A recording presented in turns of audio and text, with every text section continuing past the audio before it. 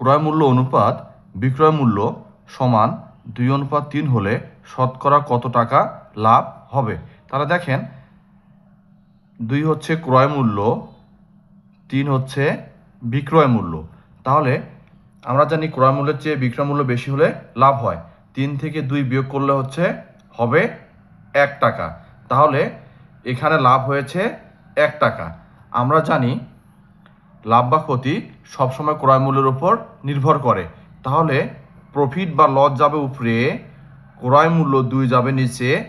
আমি আবারও বলতেছি, প্রফিট বা লস সবসময় উপরে যায় এবং ক্রয় মূল্য সবসময় নিচে বসে। গুণ 100%। 2 দ্বারা 100কে ভাগ দিলে হবে 50। 1 এবং 50 গুণ করলে হবে 50%। তাহলে এই কোশ্চেনের অ্যান্সার হচ্ছে ঘ 50%।